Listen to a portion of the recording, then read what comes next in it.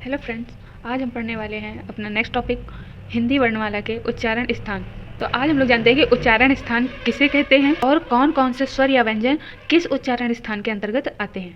ठीक है, आइए जानते हैं कि उच्चारण स्थान किनको कहते हैं। किसी भी वर्ण को बोलते समय वायु तथा जीभा मुख के जिस जिस भाग को स्पर्श करती है उसी को वर्ग को उच्चारण स्थान होता है। ठीक, उच्चारण की दृष्टि से हिंदी वर्णमाला के वर्णों को निम्नलिखित भागों में बांटा गया है। अब हम लोग जानते हैं कि कौन कौन से स्वर या व्यंजन किस उच्चारण स्थान के अंतर्गत आते हैं। ठीक है, मैंने पहले ही सारणी बना रखी है इसमें। अब मैं आप लोगों को इसके अंतर्गत बताऊंगी कि कौन कौन से उच्चारण स्थान के अंतर्गत कौन से स्वर और व्यंजन आएंगे। ओके, मैंने जैसे कि पिछली वीडियो में बताया था कि स्वर होते हैं 11, ओके, और व्यंजन होते हैं 25 स्पर्श व्यंजन, 4 अंतस्थ व्यंजन, 4 होते हैं ऊष्म व्यंजन। ये इंपॉर्टेंट होते हैं, मेन मतलब यही व्यंजन होते हैं। ठीक है, आइए जानते हैं। सबसे पहले हमारा स्वर में था अ आ, तो अ और आ। अब ये किस उच्चारण स्थान का होगा, आप बोल कर खुद ट्राई करके देख सकते हो कि बोलते समय हम लोगों के मुख के किस भाग को टच करते हुए वो वर्ण बाहर निकलते हैं। जैसे अ आ पढ़ते हो तो ये कंठ को छूते हुए निकलता है। ओके, तो किस स्थान से निकला? कंठ से। अब जो वर्ण कंठ से छूकर निकलते हैं तो उनको कहते हैं कंठ, कंठ वर्ण। ठीक है, इसके बाद आता है ई ई, तो ई ई ई ई आप ट्राई करके देखिए ई ई किस कौन से हमारे मुख के अंगों को छूते हुए जा रहा है। तो ई ई हमारे तालु, तो इसको क्या पढ़ेंगे? तालु। ये तालु का उच्चारण।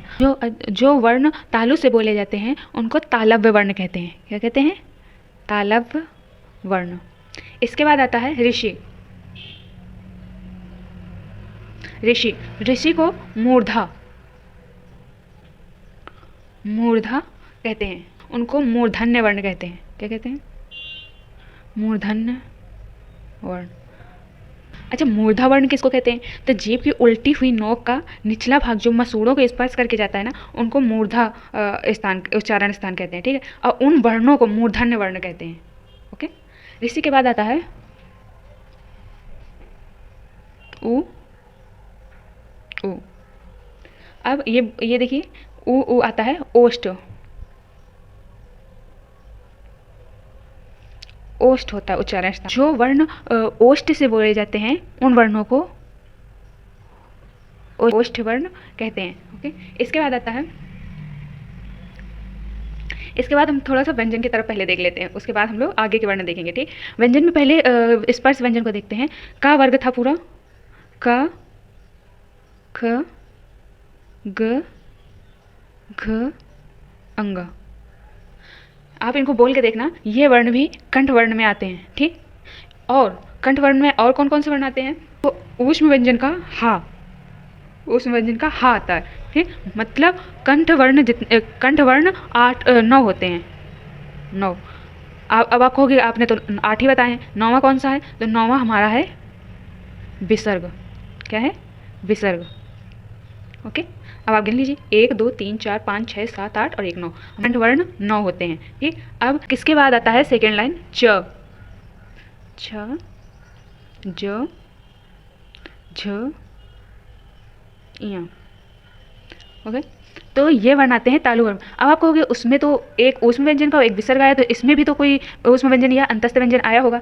डेफिनेटली बिल्कुल आया है। इसमें आया है एक अंतस्थ व्यंजन का या, ठीक, और श में एक ऊष्म व्यंजन और तालु में एक अंतस्थ व्यंजन और एक ऊष्म व्यंजन आता है। फिर आते हैं मूर्धा में। अब मूर्धा में का चा के बाद का वर्ग, चा वर्ग के बाद टा वर्ग। अगर आप ऐसे ही लाइन से अगर याद रखोगे तो आपको आसानी होगी याद रखने में। ठीक, ट, ठ, ड, ढ, अड़। ठीक, और एक होता है ऊष्म व्यंजन ख। ठीक, अब तालु भी 9 होते हैं। 2 2 4 2 6 2 8 8 1 9। ओके, मूर्धन्य कितने हो गए? 5 तो वर्ग के हो गए, 5 6 और 7 मूर्धन्य के हो गए। ठीक, अब आते हैं ओष्ठ पे। टा के बाद यहाँ पे हम लोगों ने ओष्ठ पहले लिख दिया है, तो यहाँ पे हम लोग ओष्ठ का देख लेते हैं। ठीक है, ओष्ठ का आता है प, फ, ब, भ, म। ठीक, ये हमारे ओष्ठ व्यंजन हैं। ओष्ठ व्यंजन कितने होंगे? 5, 6, 7, 7 हमारे ओष्ठ व्यंजन हैं। ठीक है, उसके बाद यहाँ पे एक वर्ग और गायब है, ता वर्ग। अब हम लोग जानते हैं कि ता वर्ग किस में आता है, तो पहले यहाँ पे लिख लेते हैं त, थ, द, ध, न। आप बोल के देखिए ये वर्ग किस उच्चारण स्थान को छू कर निकलते हैं, तो ये होते हैं दंत के। कौन से? दंत के। जो उच्चारण स्थान दंत वर्ण के होते हैं उनको दंतन वर्ण कहते हैं। ओके, यहाँ पे तो सारे वर्ण कंप्लीट हो गए। अभी 4 स्वर बचे हमारे। अब आइए जानते हैं कि 4 स्वर कौन कौन से उच्चारण स्थान में आते हैं। कौन कौन से बचे थे? ए और ए। ओके, चूँकि ए और ए दो स्वरों के मेल से बना है, इसलिए इसके उच्चारण स्थान भी 2 होंगे। तो अ किससे बना था? अ प्लस ई से। तो आ का उच्चारण स्थान है कंठ। ओके, कंठ प्लस ई का उच्चारण स्थान है तालु, तालु। ऐसे ये भी अ प्लस बड़ी ई से बना था। ओके, तो इनका कंठ और तालु उच्चारण स्थान। जिन वर्णों का उच्चारण स्थान कंठ तालु होता है उनको क्या कहते हैं? कंठ तालव्य, कंठ तालव्य। ओके, इसके बाद हमारे 2 और स्वर बचते हैं, ओ, औ। क्योंकि ये भी 2 स्वरों के मेल से मिलकर बने हैं, इसलिए इनके उच्चारण स्थान भी 2 होंगे। अब जैसे आ प्लस ऊ से ओ बना था और आ प्लस ऊ से औ बना था, तो अब पहले आ का उच्चारण स्थान तो हमारा कंठ है, ठीक, लेकिन ऊ का उच्चारण स्थान हमारा ओष्ठ है। ऐसे ही इसका भी, ठीक है, आ का उच्चारण स्थान कंठ था और ऊ का उच्चारण स्थान ओष्ठ था, तो हमारे ओ और औ का उच्चारण स्थान हो जाएगा कंठ प्लस ओष्ठ। तो इसको इन जो वर्ण कंठ और ओष्ठ के उच्चारण स्थान से आते हैं उनको कहते हैं कंठोष्ठ। क्या कहते हैं? कंठोष्ठ। हमारे स्वर कंप्लीट हो गए, 2, 2, 4, 2, 6, 2, 8, 2, 10, 1, 11। अब हमारे व्यंजन बाकी हैं। ओके, देखते हैं व्यंजन कौन कौन से बाकी हैं। स्पर्शी व्यंजन हो गए, अंतस्थ व्यंजन में या हो गया, और कौन सा हुआ है? सिर्फ या हुआ है। ओके, तो अंतस्थ व्यंजन में बचते हैं वा, र, ला। तो सबसे पहले देख लेते हैं हम लोग रा और ला को।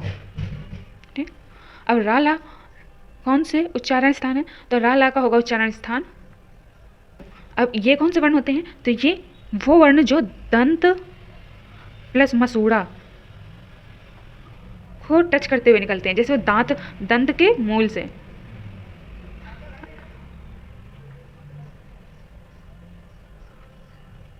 आगे आप एक बार ट्राई करके देखना, रा और ला मसूड़, जहाँ से दंत निकलते हैं ना, उन स्थानों को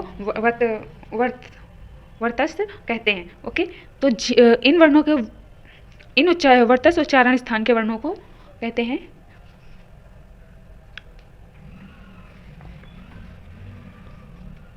वर्तस्य। ठीक है, अंतस्थ का बचा है एक, वा। बोलते वक्त हमारा कौन सा उच्चारण स्थान होता है?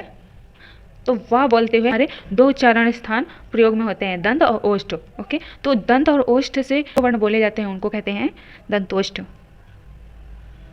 दंतोष्ठ। ओके, तो हमारे अंतस्थ व्यंजन 4 कंप्लीट हो गए, 4 बचे ऊष्म व्यंजन। आइए देख लेते हैं हमारे ऊष्म व्यंजन कंप्लीट हो गए कि नहीं हो गए। शा, श, हा, और एक और सा बचा है हमारा, तो वो शा हमारा आता है दंत में। किस में आता है? दंत में। पहले छूट गया था। ठीक, अब देखिए 25 स्पर्श व्यंजन, 4 अंतस्थ व्यंजन और 4 हो गए ऊष्म व्यंजन हमारे कंप्लीट हो गए। ये हमारे उच्चारण स्थान स्वरों व्यंजन के कंप्लीट होते हैं। अब इनमें से भी कई वर्ण ऐसे हैं जिनको 2-2 उच्चारण स्थान होते हैं। 2-2 उच्चारण स्थान कौन से होते हैं? आइए जानते हैं आगे।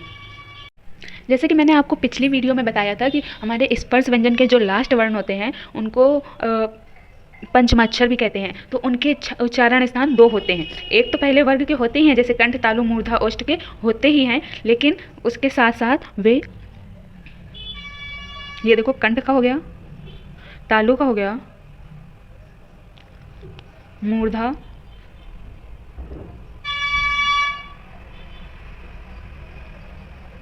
दंत, ओष्ठ। इनके साथ साथ ये नासिक, नासिक वर्ण होते हैं। कौन से? नासिक वर्ण होते हैं। ओके, इसी के साथ साथ एक होता है फ। फ फ ओष्ठ का तो होता ही है, इसका दूसरा उच्चारण स्थान होता है दंत प्लस ओष्ठ। जैसे कि मैंने यहाँ पे बताया था कि व का उच्चारण स्थान दंतोष्ठ है, तो इनका वर्ण नाम होगा दंतोष्ठ, तो ब के साथ साथ फ भी इसमें आ जाएगा। ठीक है। इसके बाद एनसीईआरटी के अनुसार, हमारी जो एनसीईआरटी है इसके अनुसार वर्ण होते हैं न, श, ज, र और ला। जिसमें से मैंने रा और ला के बारे में बता दिया। इसमें 3 वर्ण और इनके अनुसार इनका उच्चारण स्थान होता है वत्स। ठीक, और इन वर्णों को कहेंगे वृतस्य वर्ण। बहुत ही आसान। अगर आप लोग ऐसे ही सारणी बनाकर अगर इसको लिखोगे, बार बार लिखोगे ना, तो बहुत जल्दी आसानी से याद हो जाएगा। सो आज की वीडियो में बस इतना ही। नेक्स्ट कल की वीडियो में हम लोग पढ़ेंगे घोष और अघोष ट्रिक के साथ। Okay, thank you.